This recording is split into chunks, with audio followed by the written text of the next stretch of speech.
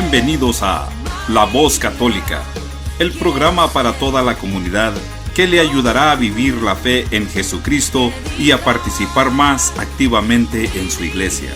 Y ahora con ustedes, Blanca Prim y el Padre John Mario García.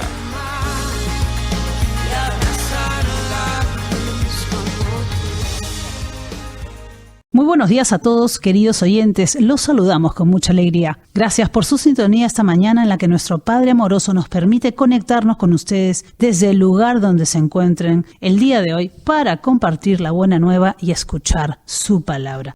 Bienvenidos a todos a La Voz Católica. Los saludan Blanca Prim y el Padre John Mario García. Buenos días, Blanca. Buenos días, querida familia. Gracias por acompañarnos en este día especial. Gracias por permitirnos acompañarlos también desde donde se encuentren, en su trabajo, en el carro, en el este de Tennessee, desde todos los lugares del mundo. Bienvenidos a La Voz Católica. Hoy, 24 de julio, ya en el 17º domingo del tiempo ordinario, estaremos reflexionando en la oración del Padre Nuestro. Esta oración fundamental para nosotros se la enseñó el mismo Jesús a sus apóstoles y en ellos a todos nosotros, su iglesia. Pero ¿por qué Jesús escogió esta forma de rezar? Lo veremos en un momento. Quédense en nuestra sintonía. Como todo lo nuestro, pongámonos en las manos de Dios, en el nombre del Padre, del Hijo y del Espíritu Santo. Amén. Amado Dios, hoy nos presentamos delante de ti para pedirte algo muy especial, para darte gracias, porque eres un Dios bueno y eres nuestro Padre. Porque nos regalas la vida, nos das talentos y virtudes, día tras día nos llenas de vida y de bendiciones. Señor, hoy te damos gracias por nuestro cuerpo, por el agua que tomamos, por los alimentos, por la ropa que nos viste y por todo lo que nos das.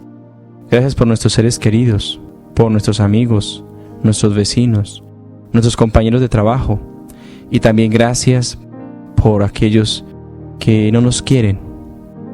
Te damos gracias, Señor, por aquellos que nos han enseñado tantas cosas en la vida, especialmente por aquellos que nos han enseñado a perdonar. Gracias a Dios Padre por todas las cosas maravillosas que llegan a nuestras vidas.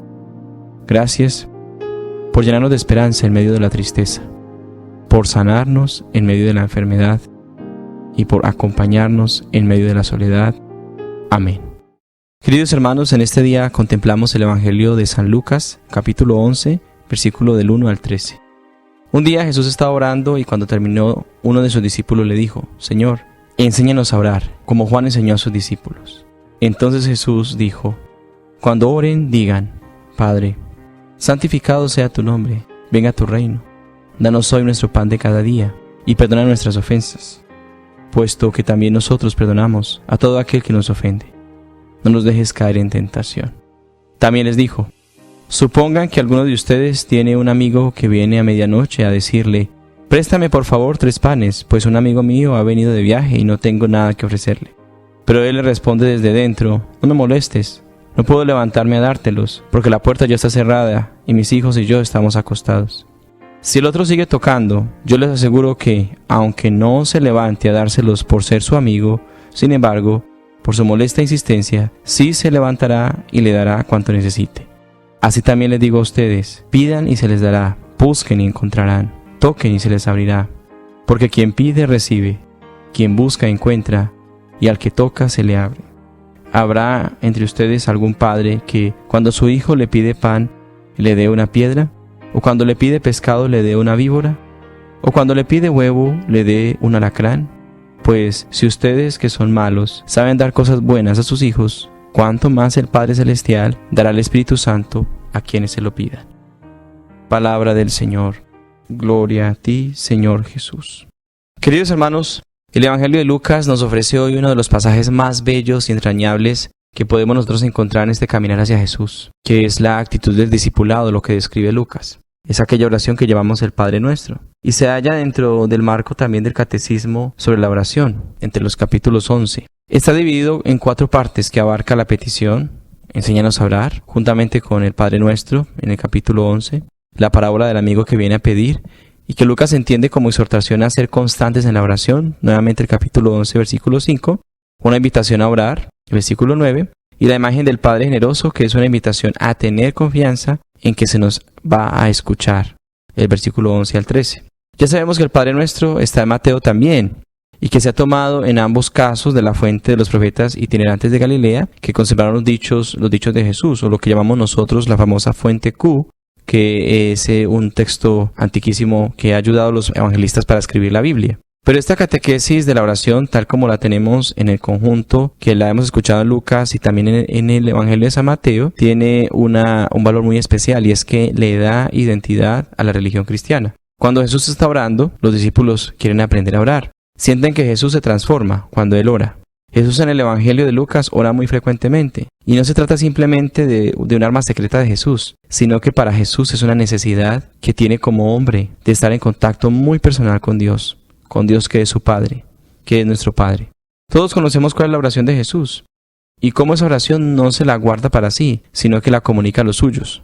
Por lo mismo, la predicación de Jesús ha de revelar el sentido del Padre Nuestro. Ese es el primer fundamento que se basa en que encontramos nosotros la explicación de dar, ¿no? Solo el que vive en el Espíritu de Jesús quiere dar, quiere mostrar siempre lo que sabe y enseñarle a los otros a orar en el Espíritu. Y solo sabrá rezarlo quien sepa escuchar primeramente la predicación de Jesús, las palabras de Jesús. También, queridos hermanos, debemos notar que el Padre es la oración específica del discípulo de Jesús, ¿no? Del discipulado de Jesús. En Lucas, el evangelista nos dice que con claridad que los discípulos le habían pedido al Señor que les enseñara a orar. Y los discípulos se lo pidieron para que ellos también tuvieran una oración que los identificara con el Padre delante de los demás grupos religiosos. Necesitaban una oración que les diera la identidad de cristianos. Y en consecuencia es una oración destinada para aquellos que buscaron el reino de Dios con plena entrega de vida, para aquellos que se convirtieron en el reino de Dios para los demás. Pues cuando Jesús nos enseña cómo y qué es lo que debemos orar, entonces nos está enseñando implícitamente cómo deberíamos ser y cómo deberíamos vivir para poder orar de esa manera. No podemos entrar en los pormenores exegéticos del Padre Nuestro, porque lo vamos a hacer aquí más adelante, algunas explicaciones sobre esto, pero se ha logrado que esta oración, pues que se pone en la mesa de la comunidad religiosa en ese tiempo, se entiende como que Dios nos da un reto para relacionarnos con Él. Podemos ver entonces que entre Mateo y entre Lucas hay como una diferencia que vamos a ver más adelante. Lucas es más corto y más directo, mientras que Mateo es un poco más largo. En el Padre Nuestro encontramos la palabra Padre, Abba. No es un nombre de tantos como para designar a Dios, como ocurría en las plegarias judías. Lo que Lucas quiere en el Evangelio es darle más originalidad a la palabra aramea de la invocación de Jesús, y la expresión que utilizan los niños pequeños, con la significación genuina de Padre querido, amado. Así pues, Jesús, cuando habla de Dios en la atmósfera de Padre, lo hace con la intimidad verdadera que hace un hijo con su Padre. Y enseña a sus discípulos a hacer lo mismo. Toda la predicación de Jesús está confirmada en esto mismo. Jesús con sus palabras estimula, alienta a los discípulos para que, persuadidos por esta oración, confíen sin límite en el Señor. No se trata pues de un título más y frío del Señor, sino de Dios, sino que se trata simplemente y grandemente de que tenemos nada más y nada menos al frente a nuestro Dios, a nuestro Padre, que nos pone en sus manos, que nos abraza, que nos protege como un padre o una madre. Ese es verdaderamente el sentido de la oración.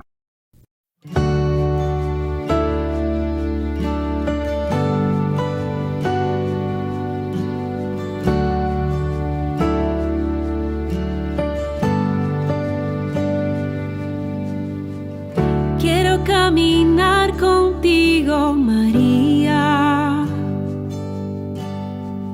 pues tú eres mi madre, eres mi guía. Tú eres para mí el más grande ejemplo de santidad, de humildad. Quiero caminar contigo, María, no solo un momento, todos los días. Necesito tu amor de madre, tu intercesión ante el Señor. Guía mis pasos, llévame al cielo, bajo tu manto no tengo miedo, llena de gracia, Ave María.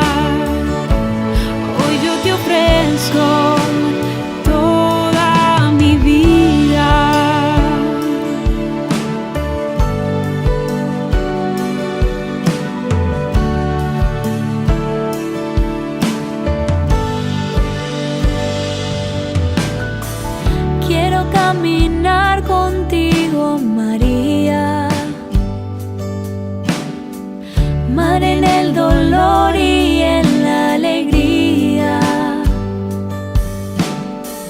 Tú que fuiste fiel hasta el extremo, fiel en la cruz, fiel a Jesús.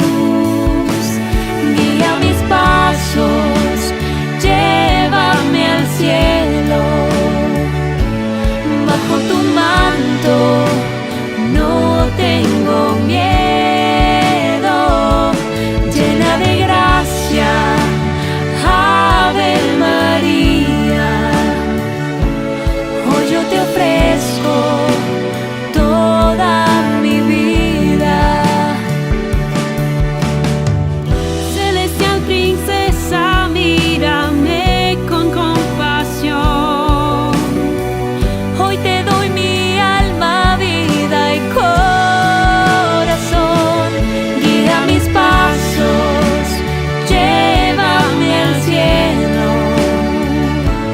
Bajo tu manto no tengo miedo, llena de gracia, Ave María. Hoy yo te ofrezco toda mi vida. Guía mis pasos, llévame al cielo. Bajo tu manto no tengo miedo, llena de gracia, Ave María. Hoy yo te ofrezco toda mi vida.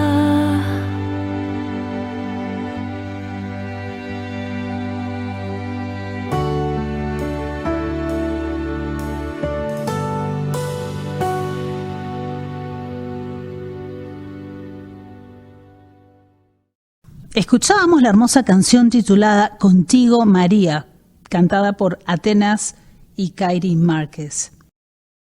Padre Mario, analizando ahora el Evangelio, ¿nos podría explicar cómo está estructurada la oración del Padre Nuestro?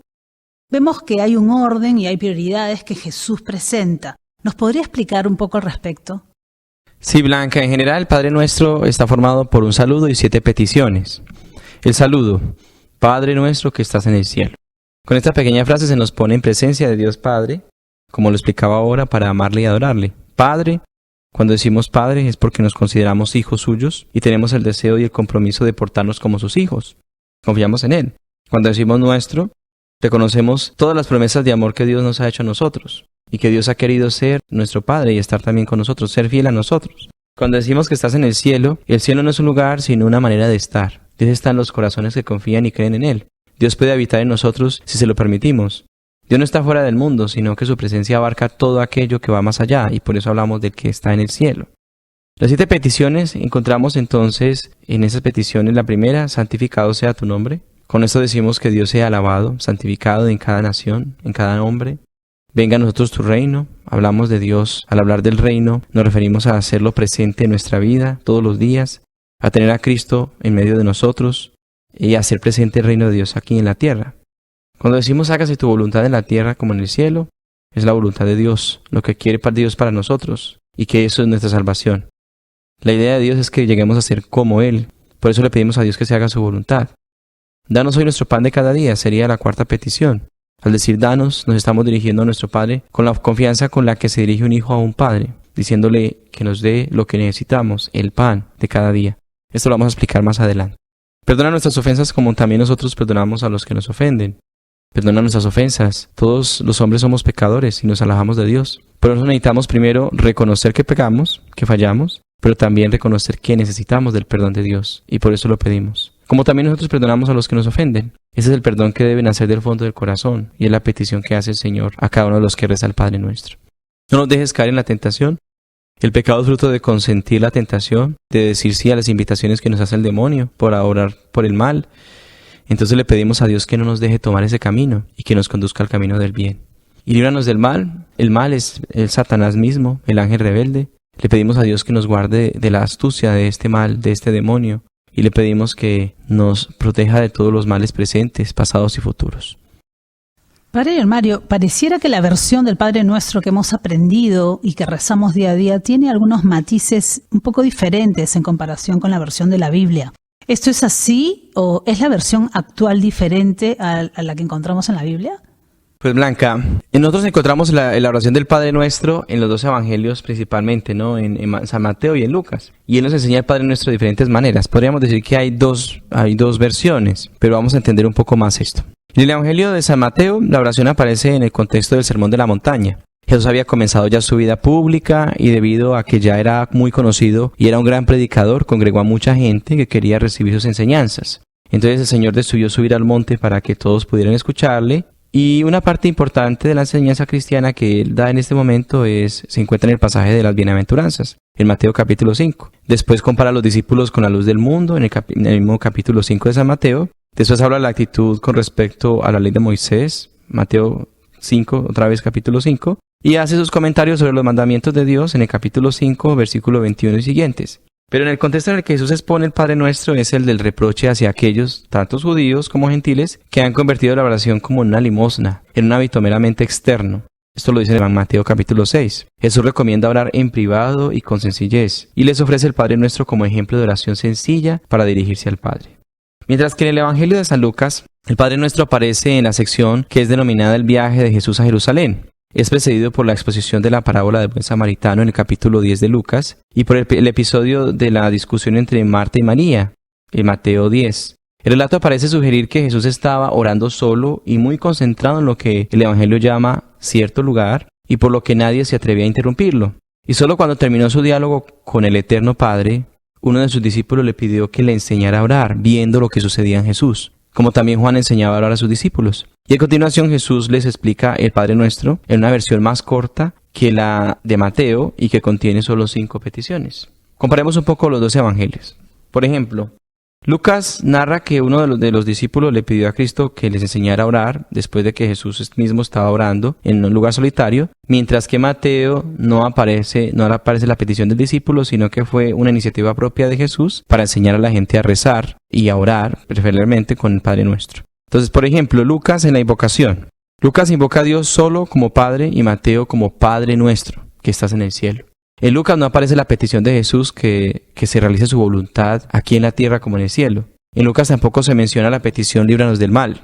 En el fondo de los dos relatos es el mismo. Jesús enseña a su gente cuál es la forma correcta de dirigirse a Dios. Sin embargo, Mateo la desarrolla de manera más extensa y profunda. El relato de Mateo sobre el Padre Nuestro resulta más apasionado, puesto que en él Jesús está sobre una montaña, rodeado de una muchedumbre ansiosa por escuchar sus palabras.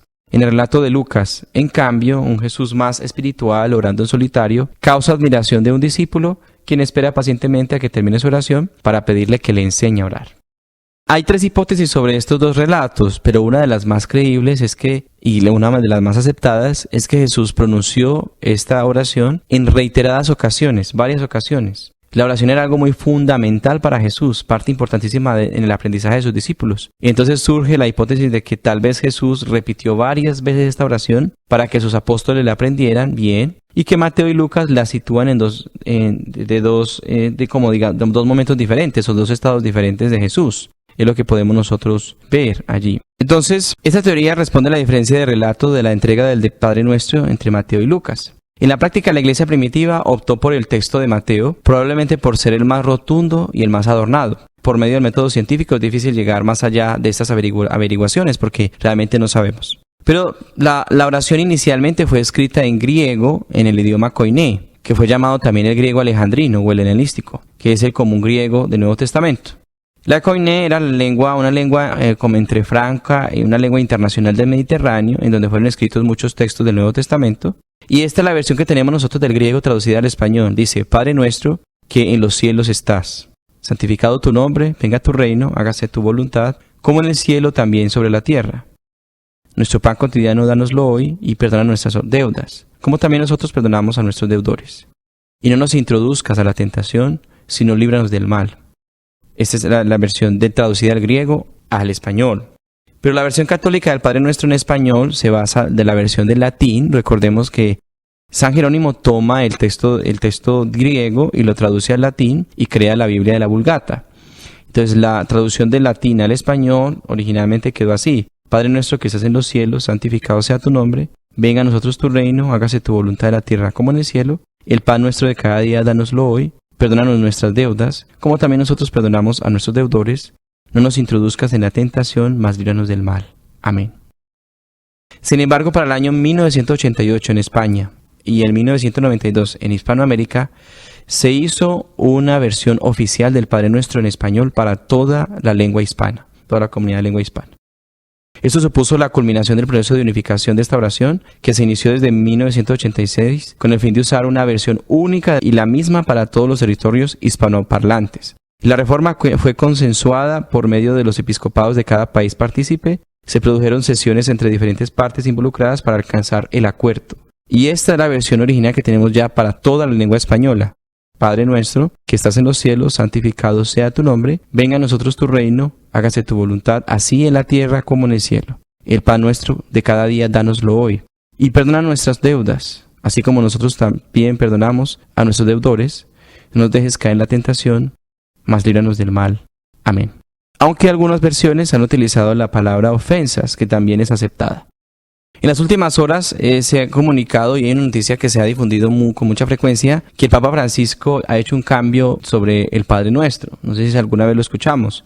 El Papa Francisco sí hizo un cambio, una modificación, pero no lo hizo para la lengua española, lo hizo para la lengua italiana y francesa. Y esto hizo, pero de cierta manera algunos periódicos del mundo hicieron que eso causara conmoción. Por eso en nuestra lengua española no ha causado ningún efecto en el Padre Nuestro, porque eso solamente se hizo, repito, el Papa hizo un cambio para la lengua italiana, el Padre Nuestro en italiano y el Padre Nuestro en francés. Por ejemplo, en la versión italiana decía así: no nos abandones en la tentación. Es la nueva versión que hizo, no nos abandones en la tentación. En esa que sería la traducción del italiano al español. Y el 3 de diciembre del año 2017, entonces ya el Papa hizo el cambio, donde decía, por ejemplo en francés decía, no nos introduzcas a la tentación, que era como la traducción griega.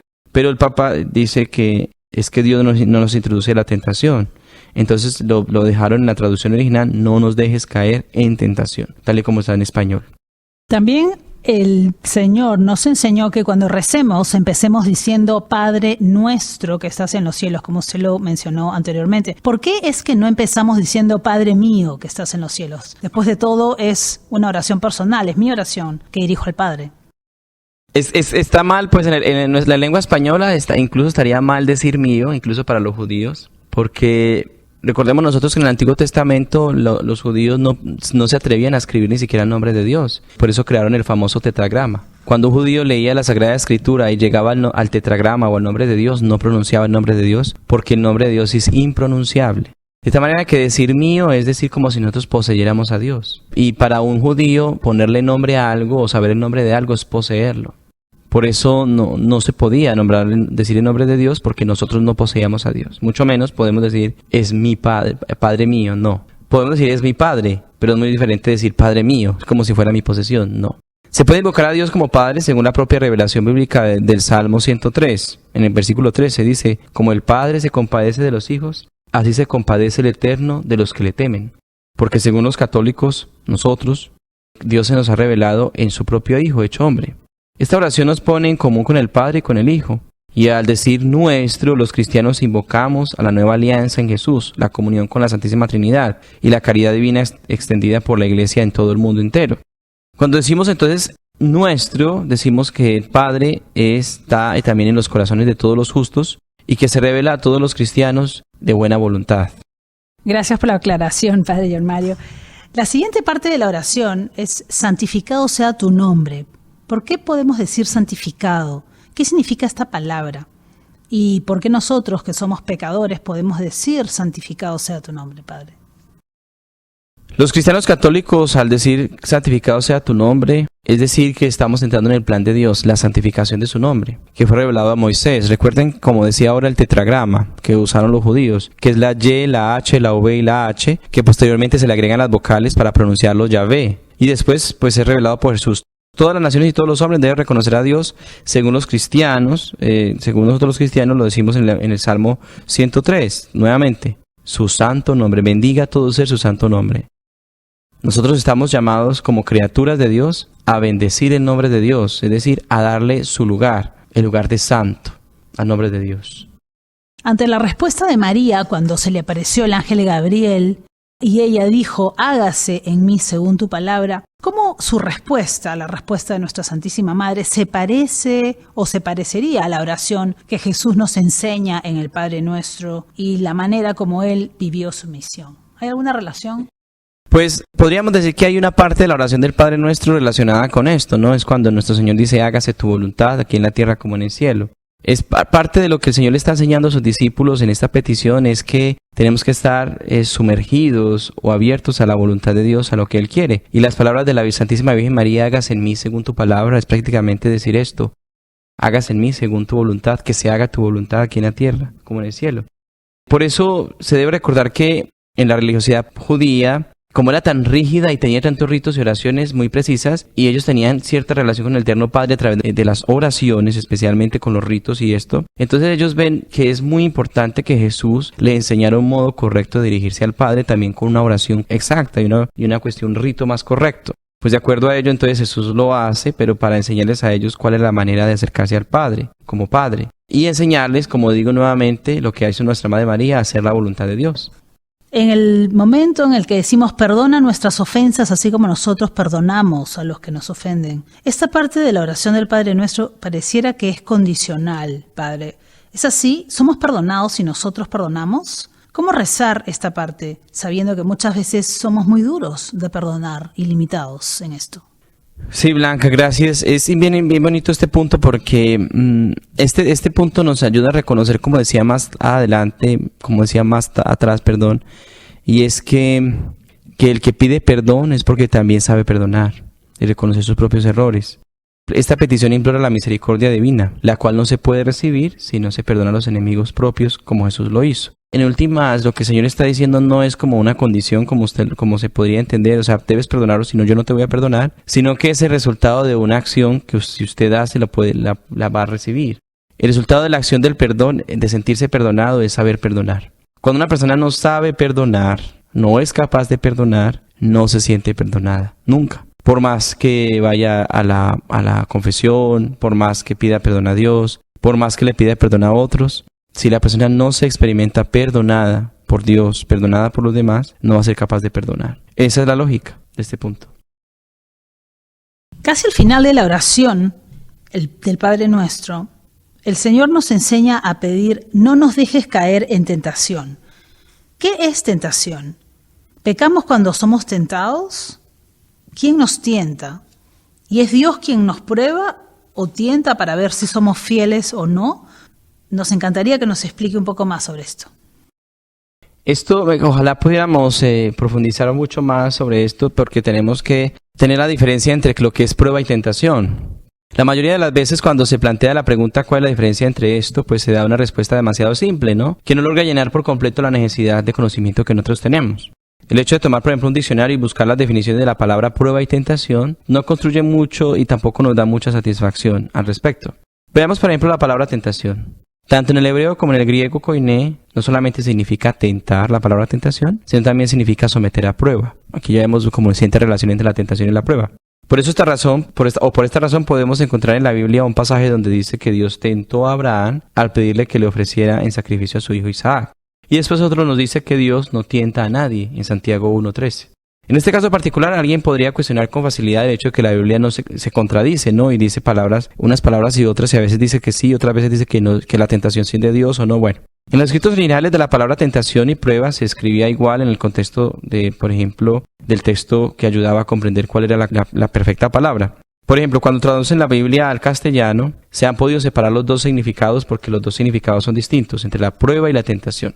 La palabra tentación y la prueba son, cuando viene al idioma español, por ejemplo en hebreo, masán, cuando se habla de masán o basán, y en el griego koiné cuando se habla de peirazo o doquimazo, y de acuerdo con todo el panorama bíblico tiene unos usos diferentes entre tentación y prueba. Entonces lo anterior expuesto significa entonces que la palabra tentación y prueba son sinónimas, sí, son palabras que describen situaciones diferentes tomando en cuenta el contexto, pero tenemos que mirar esto.